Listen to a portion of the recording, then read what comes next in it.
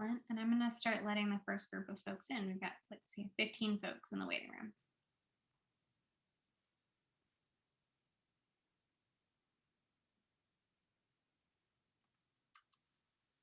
Good afternoon, everyone. Welcome. Thanks so much for being here with us today. We're expecting quite a few more folks, so we'll give folks a minute to get logged on and join and sort of settle in. So we'll be starting in about a minute or two.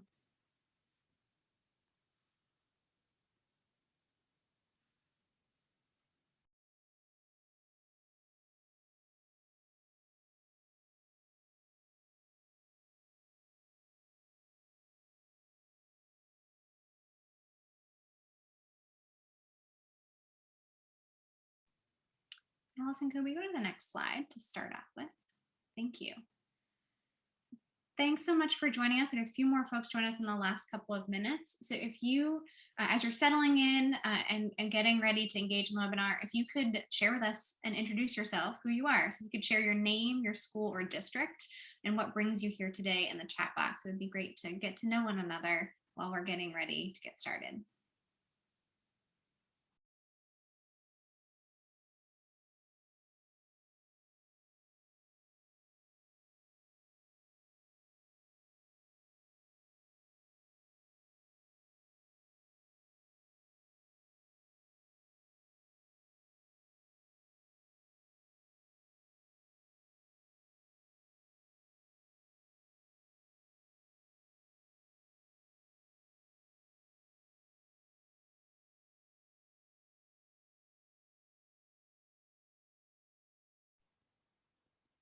All right, it's a couple minutes past. I think we'll go ahead and get started and folks will be trickling in.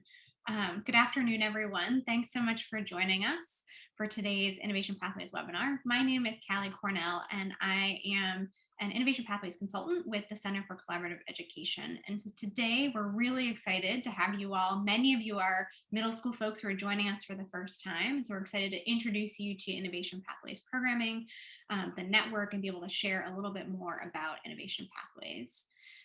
So as we get started and we're settling in and sort of sharing some opening information, if you could let us know, if you haven't already, in the chat who you are, introduce yourself, share your name, your district or school, and what brings you here today.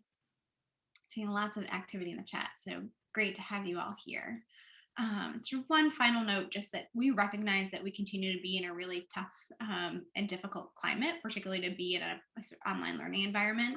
And so this week in particular seems to be incredibly busy as it's the one prior to April break. So we're grateful that you all have made the time to be here and join us this afternoon. A few housekeeping options before we get started. If we could go to the next slide, please. This webinar is being recorded, and so we will post it for you, your colleagues, and others to view afterwards. We do also want to let you know that we have closed captioning available should you require or want live transcription. So in the top left-hand corner, sometimes it's in the right, depending on your Zoom screen, you should see a red live button that looks like the image that we have on the slide that we're sharing here. If you click the down arrow on that button, you'll see an option to open up a web browser and a web window that includes those closed captioning, so you can view them in real time. Next slide, please. So here's our team, the Innovation Pathways team. Again, welcome. I am Callie Cornell with the Center for Collaborative Education. I am joined by our Massachusetts Department of Elementary and Secondary Education colleagues, Jennifer Guatkin and David Baird. And from CCE, while not everyone here on the screen is on the webinar today, sort of note, our team consists of Executive Director Oscar Santos, Diana LeBeau.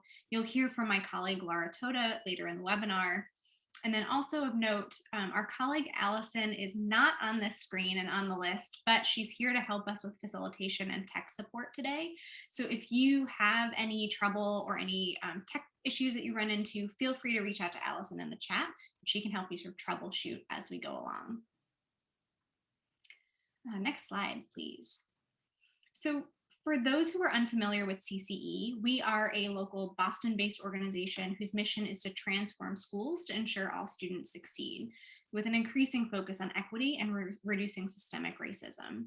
So CCE is partnering with the Massachusetts Department of Education to provide technical assistance to both existing Innovation Pathways designees, as well as those who are in the pipeline to apply for designation in the future. And so this year we've hosted a number of technical assistance events, including workshops, webinars like this one, program spotlights, and professional learning communities to support the sharing of ideas and connections across the Innovation Pathways programs.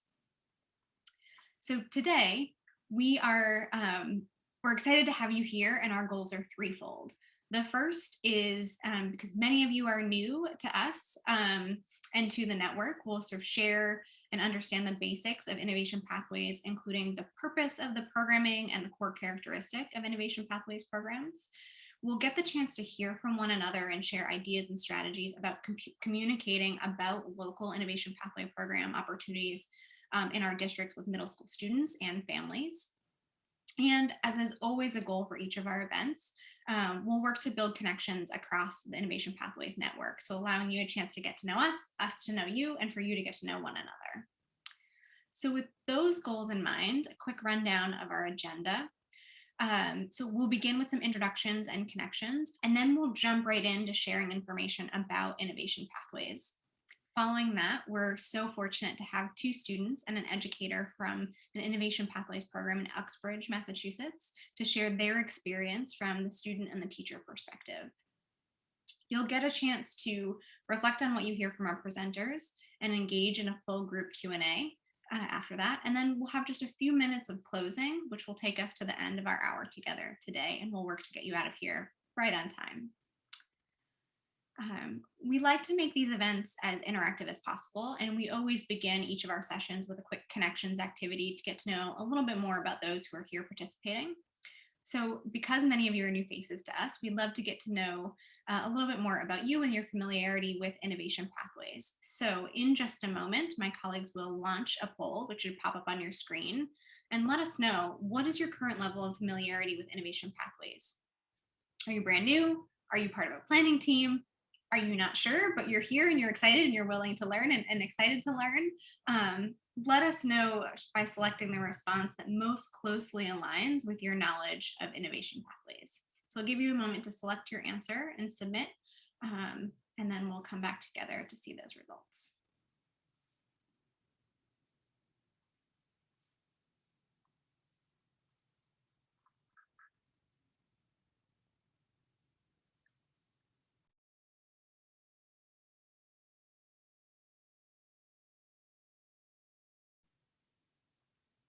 Excellent. We'll give you about 15 more seconds. Oh, excellent. Thanks for closing that poll, Allison or Laura. Appreciate that. All right. So it looks like many of you are already familiar with Innovation Pathways. Looks like we have a few folks who this is your first introduction.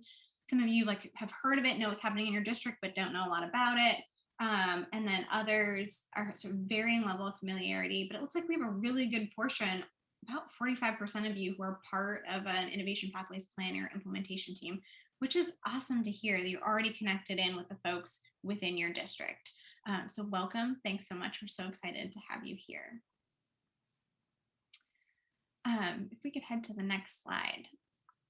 So the next 10 minutes or so, we're going to lay out what are Innovation Pathways, what are some of the core experiences that all students have, what industry sectors are they aligned to, and lots more information. We want to make sure that this is as useful as possible to you.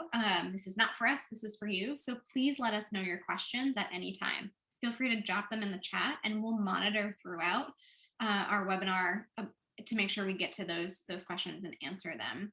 So I'll be sharing lots of information very quickly in just a moment. For some of you, it sounds like it might be a review. For others, it will be the first time. So we ask those to bear with us, be patient if you are already familiar with Innovation Pathways, because we'll be going over some of the basics.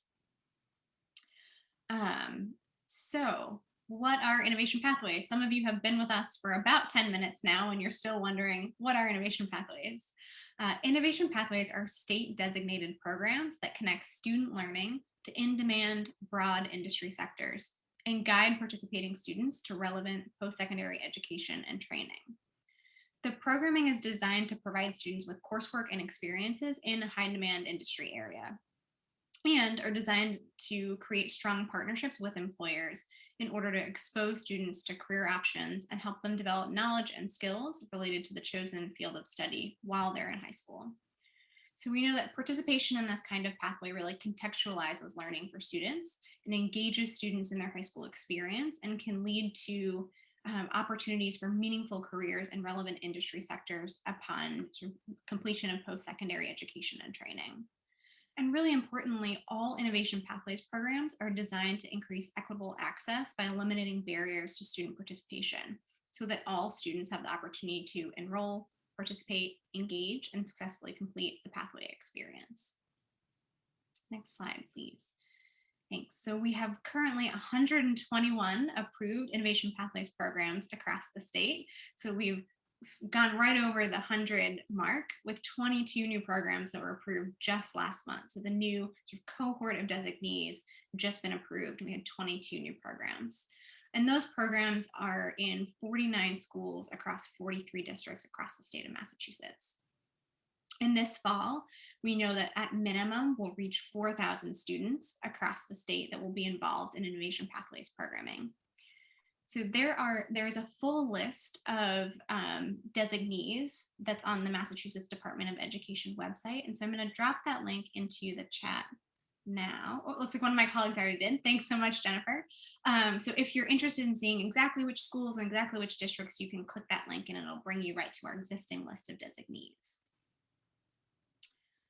Next slide, thanks. So there are 5 broad industry sectors that pathway programs, fall under, and those are advanced manufacturing, environmental and life sciences, information, healthcare and social assistance, and business and finance. So the designated programs, no matter where they are in the state, must have a connection to, must be a program in one of these industry sectors.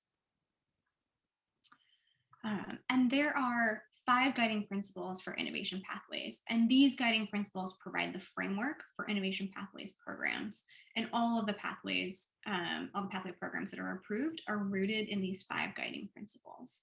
So I'm going to provide a sort of quick overview, a few sentences about each one.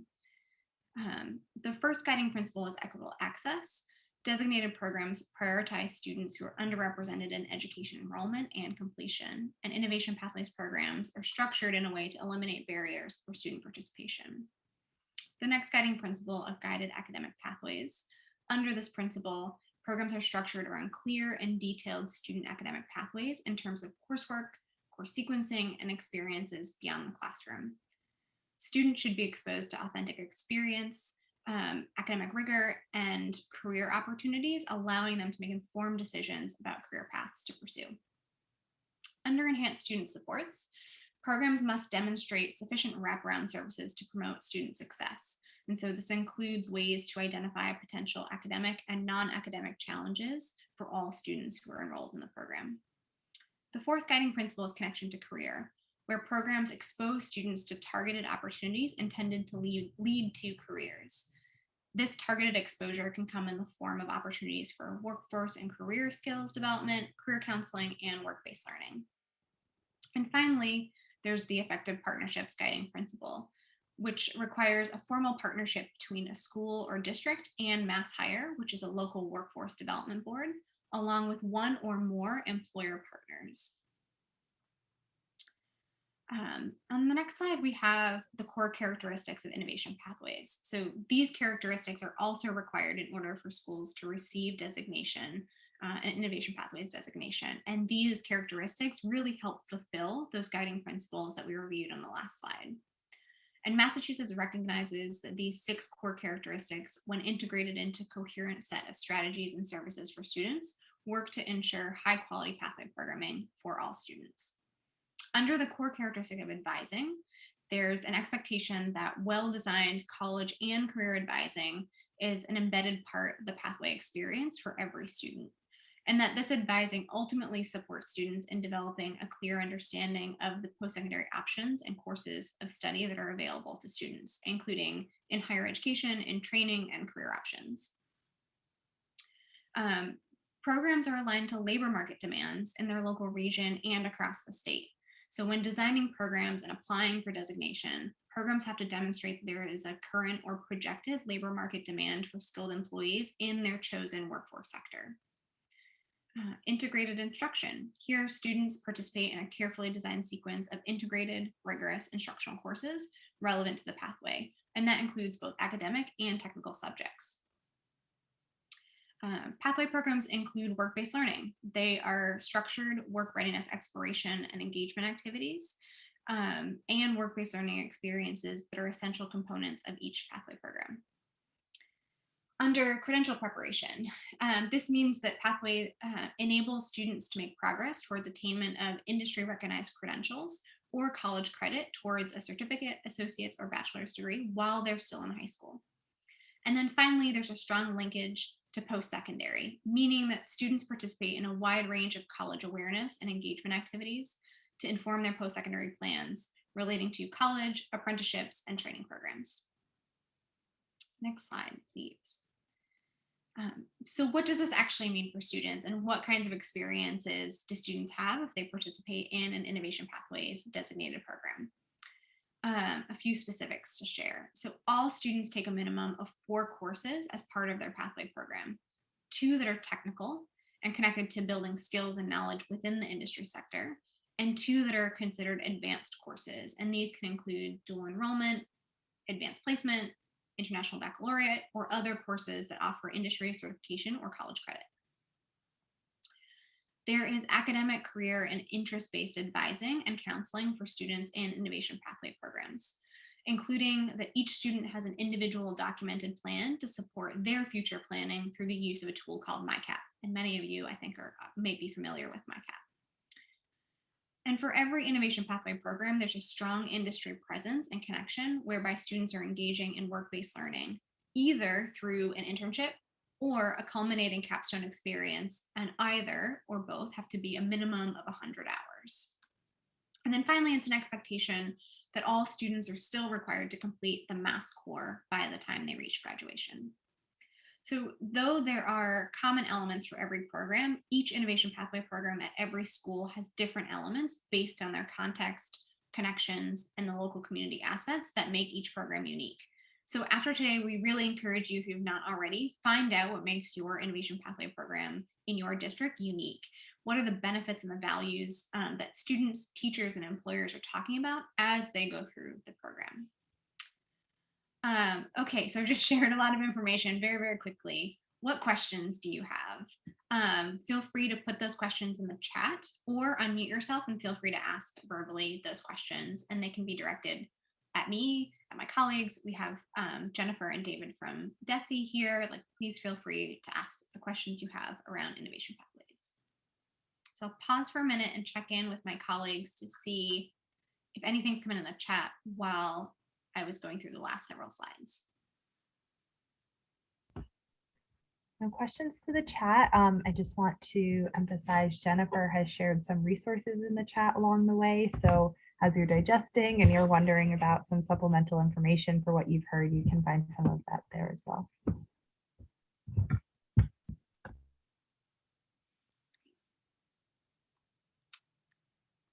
All right, so we do have additional time a little bit later to come back to Q&A. So if you've got questions, feel free to jot them down, put them in the chat. We'll keep track of them or write them down on your own so we can come back to them in just a little while.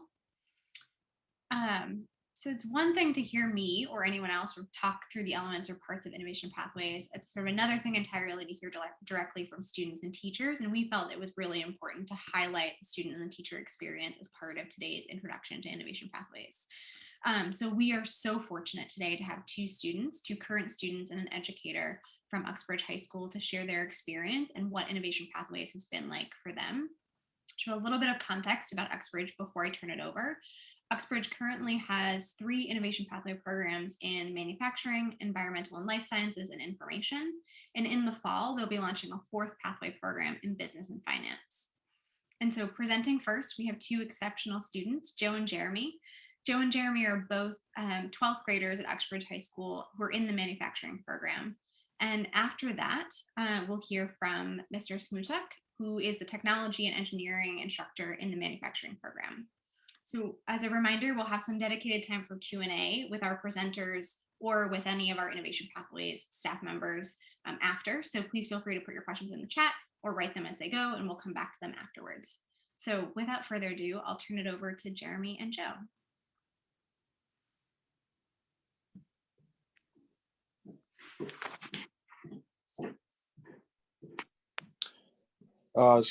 Hello, I'm Joe.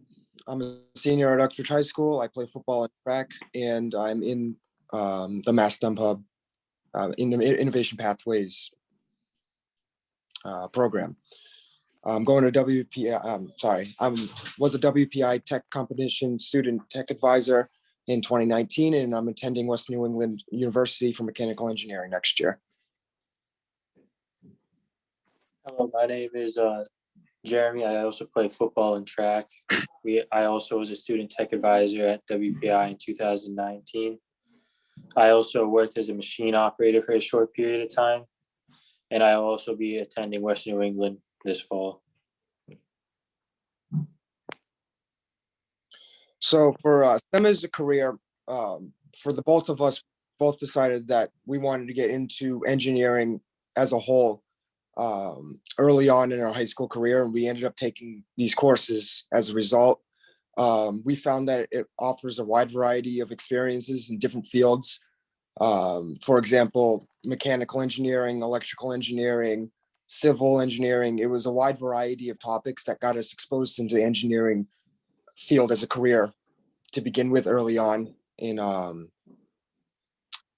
school.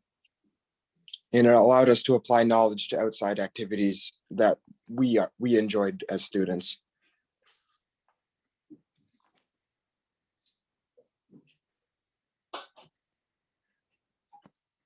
There's a video there of one of the projects that Jeremy made. Yeah, that's just one of the things that I like about this field, because it allows you to learn how to make stuff. Like, I have all the parts that we've been making and what I will be making with it soon. So it just gives you a lot of opportunity to expand and actually do hands-on stuff and make what your ideas are on the computer come true in real life.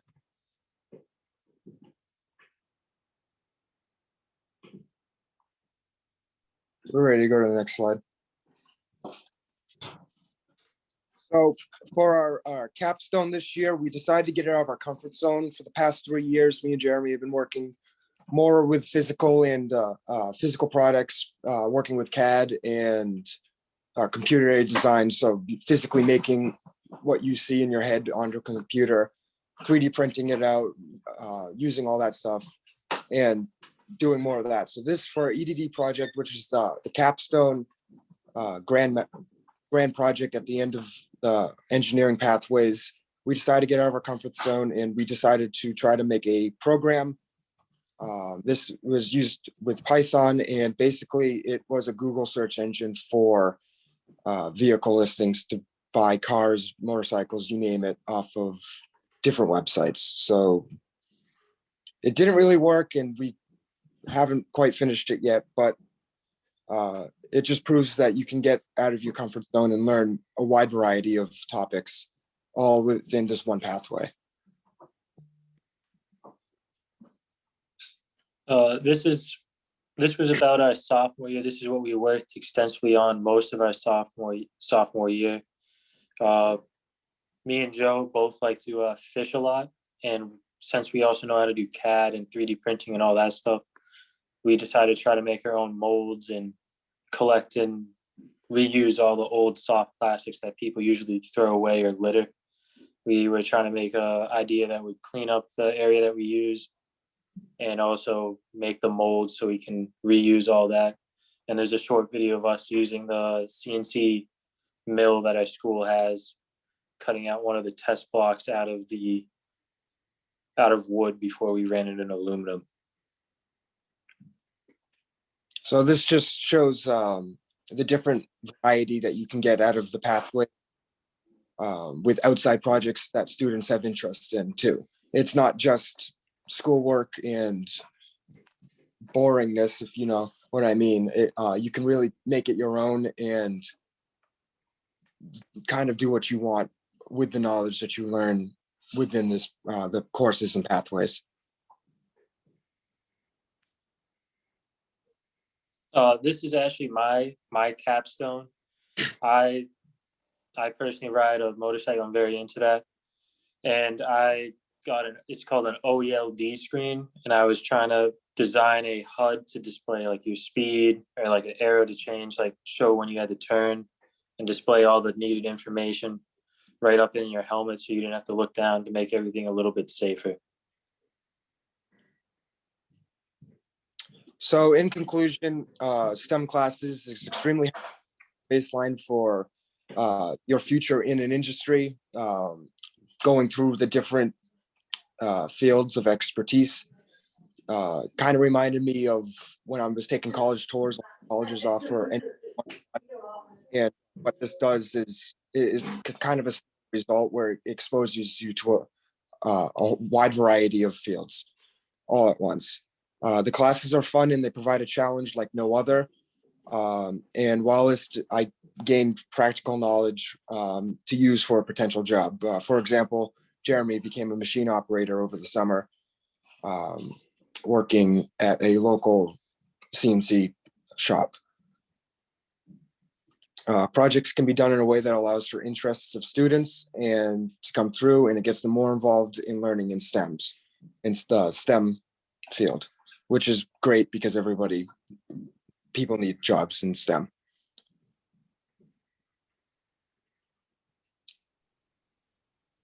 Excellent. Thank you so much, Jeremy and Joe.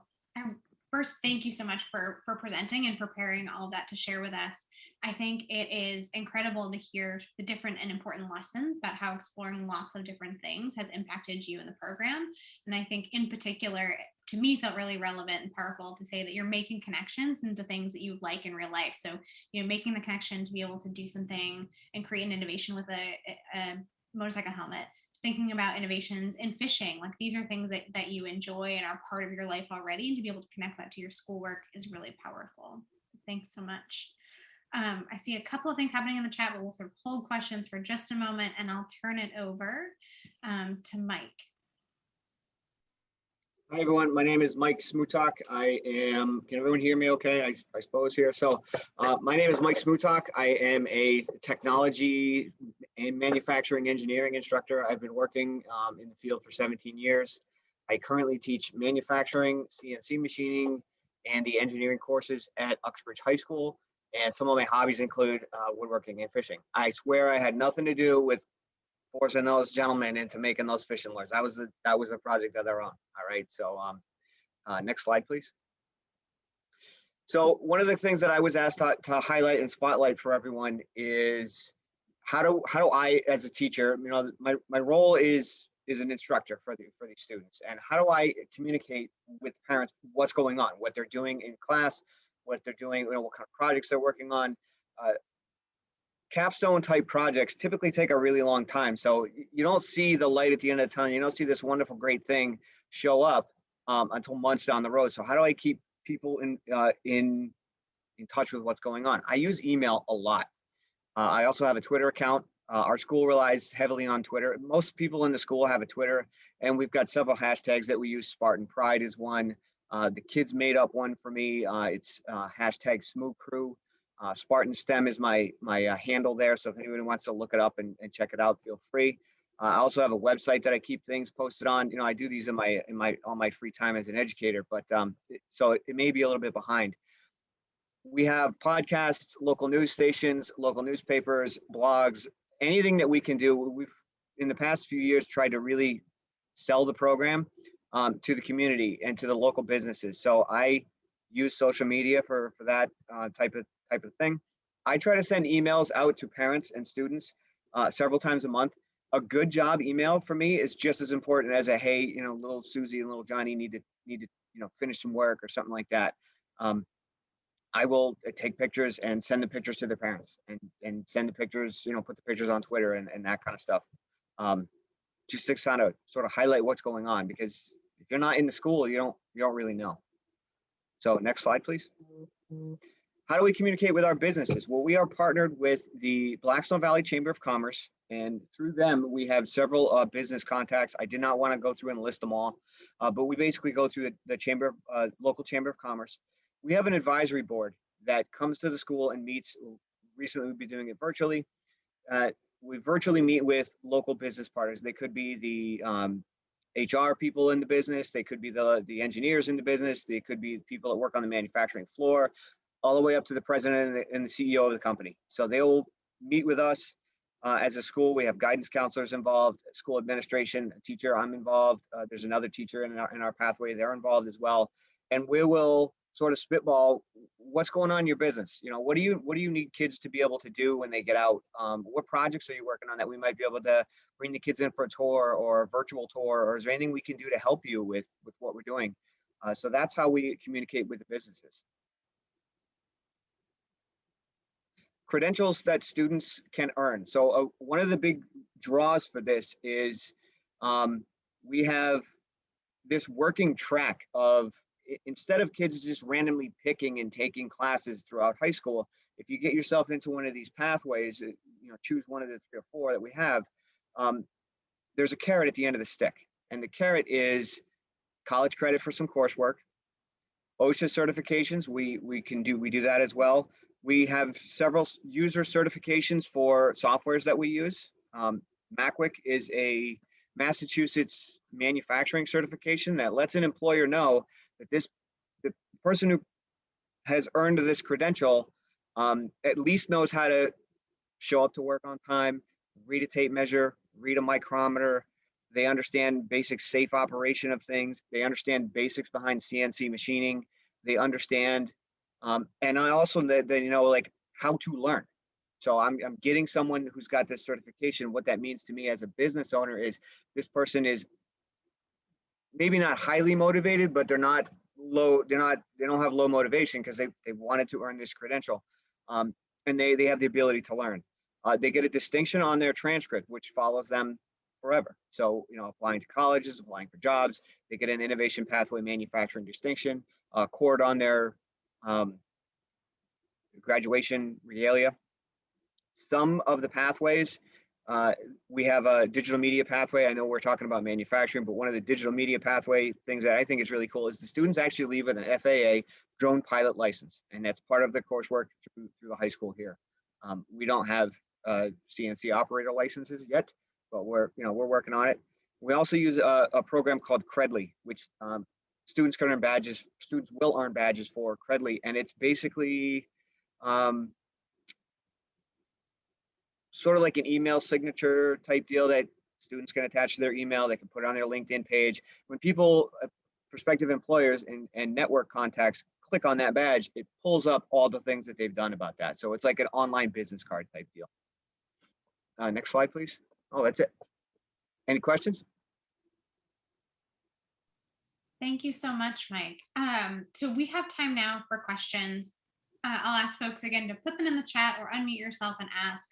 But to kick us off, I actually have a question for Joe and Jeremy. If you could share with us, how did you find out about the manufacturing program, the pathway at Uxbridge High School? Like what got you interested in it and curious about it, and how did you first find out about it? To start off, going into high school, I really had no idea what I was going to do or what my plan was. But I got lucky and I got put into IAD, which is the first pathway, and I really liked it. And I took off in that class, and I've been in the pathway and doing everything that I can. And now I'm going to school for mechanical engineering. For me, personally, I've known I wanted to be some sort of an engineer for a very long time now. Ever since I was little, I've loved Legos and Lincoln Logs and all that stuff. So when I heard about the opportunity at Uxbridge High School to get into engineering early and not in college, I jumped at it and made sure that I got into the pathway. Excellent. Thank you for sharing that. And Mike, I'm curious, did you start at Uxbridge and teaching the courses in this pathway, or did you start somewhere else? And how did you find your way into, well, the pathway didn't exist when you started there, but sort of how did you find your way into being an instructor, a core instructor for this pathway program? Well, I started teaching. I built cabinets for a little while right out of college, and then I started teaching. I was teaching your traditional make a birdhouse wood shop type classes at Franklin High School, and they decided to go a different road, and they eliminated that part of the tech ed program. So I found a job at Uxbridge doing virtually the same thing. And probably 7 years ago or so, they came to me and said, we need to expand our engineering. We want to get kids more involved in what's going on in actual manufacturing. So we looked into different coursework that we could do. We looked into getting some CNC machines and getting some training on these machines and sort of update ourselves. So that's kind of what I've been doing. It's been fun because I get to learn along with the students. I actually have to learn, supposed to learn it before them, but if Joe and Jeremy will tell you, there are days when they're doing stuff that's very complex and very complicated, and I'm sort of learning it with them. So that's kind of how we developed this path. And this pathway is not just my courses. They also take a college level math course and a college level English course too. So it's a collaborative effort between myself, other teachers, the guidance department, and the school administration have sort of made this pathway nice for the students. Mhm. I really appreciate you sharing that, sort of like learning alongside students as they learn these pieces. I think that's really powerful.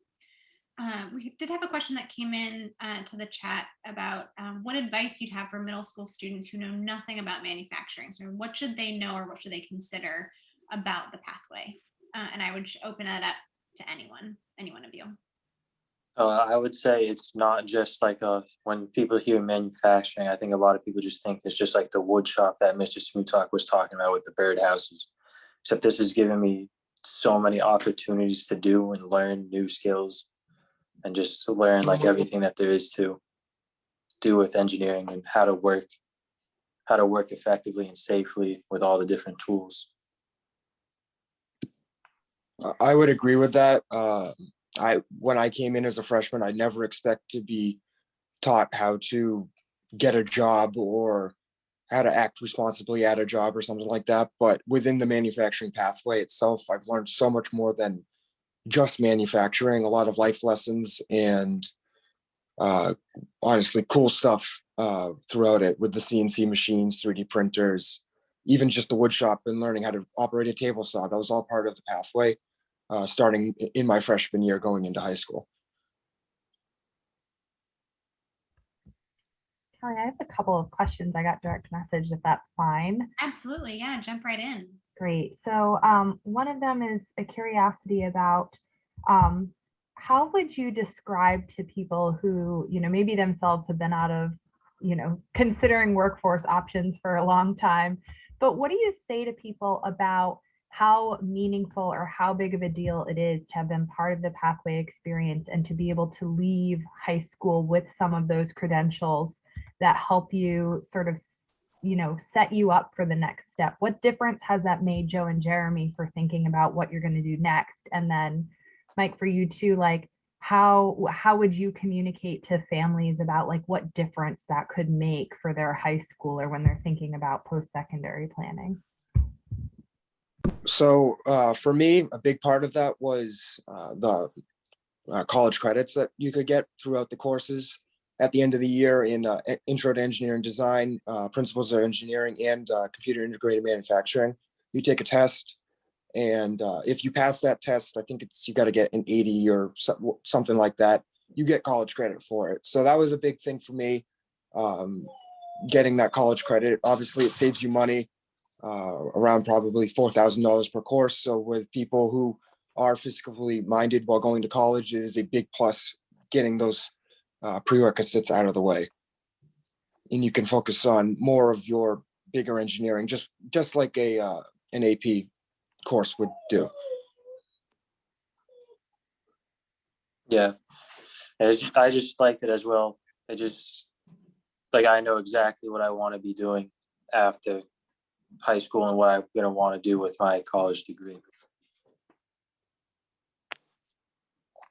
Can I add something on that? Especially for the younger students, it's very difficult for us to explain to our school is 8 through 12. It's very difficult for us to explain to an 8th grader, hey, listen, think about your career for the rest of your life now. They're thinking about what's for lunch. These are transferable skills. So yes, the kid's gonna say they take some pathway courses and they find out, hey, guess what? This is not really for me. Guess what they didn't do? They didn't spend $40,000 or $60,000 and go into debt finding out this is not what they want. They got a chance to experience it, to get a little bit of a taste of different things while they're in high school. And I don't want to say consequence free, but without the tuition payments, without spending years and years of their lives, it's if they want to, they can take it and go down the rabbit hole and get really, really in depth with it, like these two students that you see in front of you. Other students will see a pathway. One of the things that we offer is you try out a couple of the classes early on in your high school career, and then you sort of follow one that you like. And we're okay with that. Obviously you can't make a change senior year and going back and take all 4 years worth of classes in 1 year, but we have the opportunity for students to do that. And we offer multiple pathways so that, hey, maybe manufacturing and engineering and that's not your thing. Maybe you're more into digital media. Maybe you're more into photo and video production. Check that out. Maybe you're more into biology and biomechanical, biomechanical. Go check that out. One of the things that the capstone course that we run is we've got students from multiple different classes that funnel into that class, just like you would on a job site, or not a job site, but in a working environment.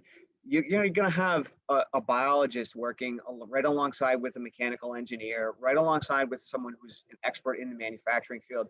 And guess what? That company is going to have a company YouTuber or a company PR person, and their job is to make everything that they do look really good and get that information out to the public. Those are the three pathways right there. And those people work with each other all the time. So explaining to kids that it's okay to not pick your path now, but just check them all out is kind of what we're going for. Hope that helps. Yeah, thank you so much. And I actually have a question. I think I'm going to direct it to Jennifer and or Callie. We have a question from from a participant. I'm thinking maybe a little bit newer to this pathway.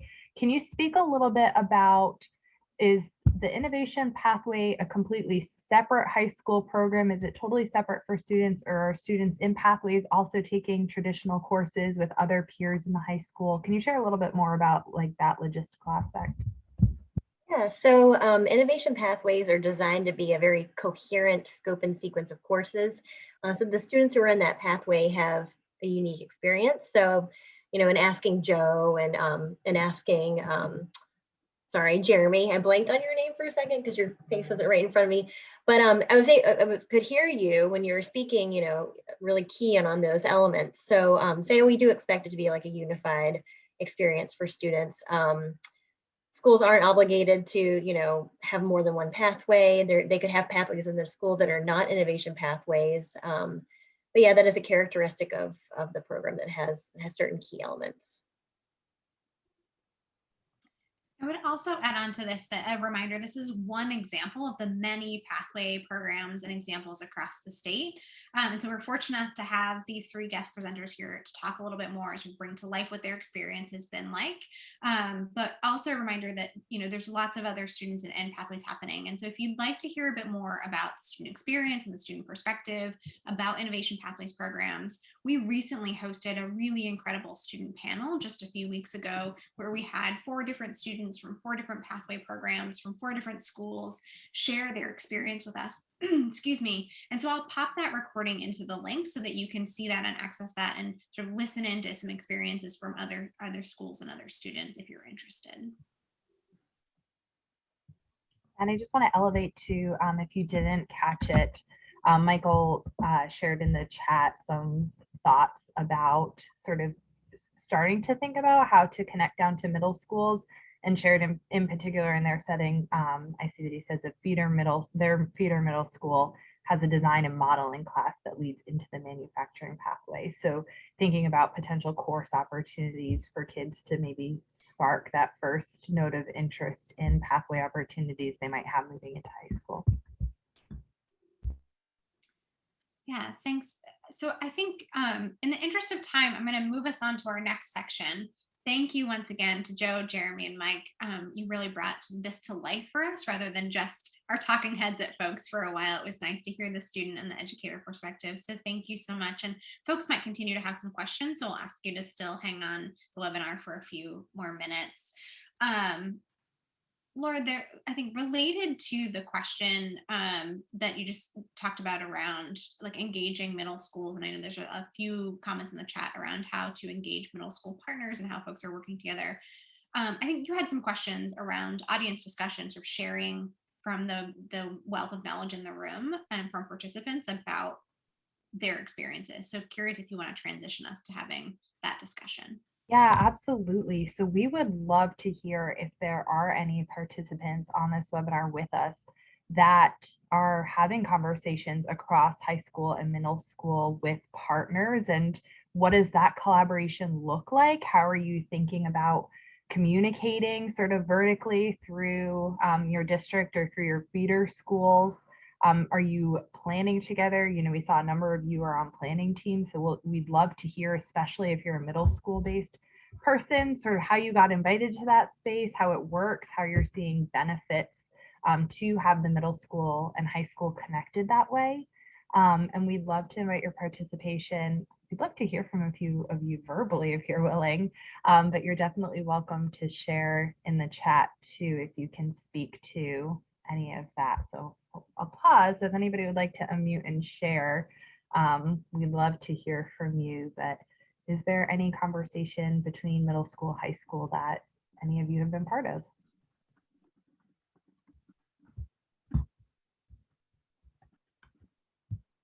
I just, in a very friendly way, called out Norwood because I know Mel is on, or she was on earlier. Mel, are you here?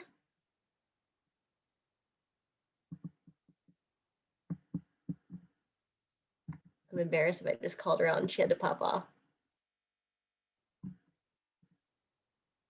think she might have. I had to don't see leave Mel on and the list anymore, but I think there might be partners in Norwood who are here. So if there are other partners from Norwood or from other places where you've done this connection work, we'd love to hear from you.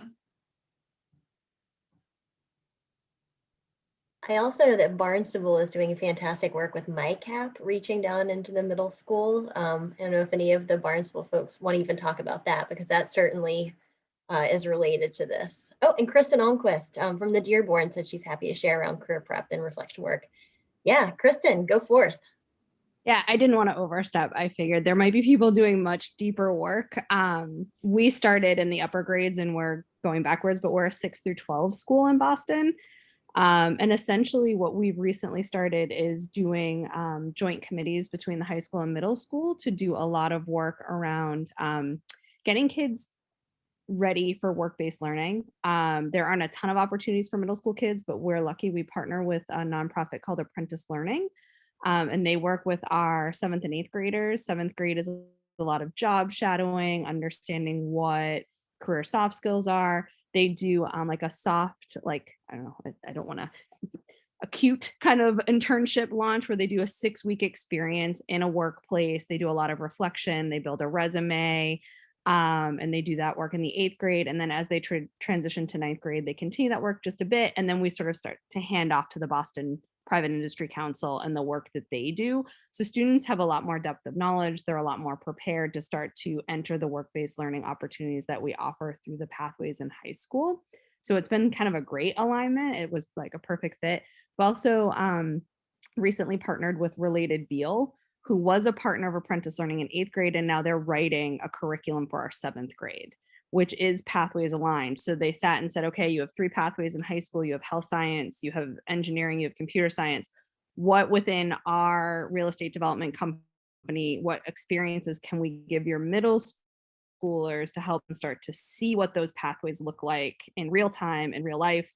This is how we know it links to your apprentice learning curriculum in 8th grade, because we engage with that curriculum, and it's really been a cool sort of alignment. And then on sort of the reflection, metacognition, MyCap side of things, we have a graduate profile that our students work towards and reflect towards as they go through high school. So there's a defensive learning that happens grades 9 through 12, and we're starting to roll that back to middle school now. So middle school teachers this summer and next year will be going through a year-long planning phase of what is the vision of a DSA middle school graduate transitioning to 9th grade, and then how do they sort of build in that reflection and learning tied to pathways through grades 6 through 8. So it's definitely a work in progress, but some lifts that we thought we can make that more easily align and start to build cohesion where students really understand what our pathways are, what they offer, and how they're constantly skill building towards them, even if they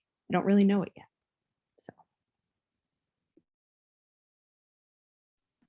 Great, Thanks, thank you, Kristen. Kristen. And it looks like Julie DiPlato in Barnstable offered to talk a little bit about their MyCap work. Julie. Absolutely. So Barnstable Intermediate actually started our journey last year with a career exploratory experience for our 6th and 7th grade students. Our school serves just 6th and 7th. Our 8th grade is over at our high school. And as part of that, we try to work very closely with the high school so that whatever we're doing here flows nicely with the pathways, as well as it allows for an easier transition for our students. Some of the things that we have done is we've actually established career ambassadors. So we have students from each of the pathways that volunteer to be ambassadors for the pathway.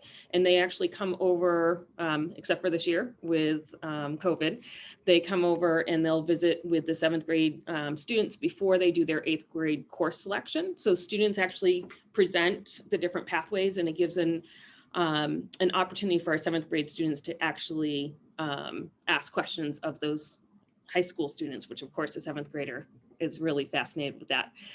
What we found from that is we had teachers reporting students were more careful when selecting their courses. Instead of selecting 8th grade courses to be with their friends, they were much more mindful of, is this the course I want to take if I want to do this pathway, or if I'm thinking about this pathway, what would be something good to try out in 8th grade?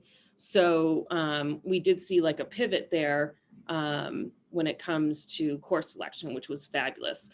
We're going to continue working through the MyCap process as well. Both the high school and our school has representatives at the middle school MyCap advisory network with DESE. And we're trying to create the frameworks for MyCap at the middle school level. So we're just really trying to be ahead of the curve and really make a good, I guess, seamless transition from 6 to 12, revolving around all of the work. We're focusing more on exploratory experience at our grade, but giving students the opportunity to open doors instead of close them at this level.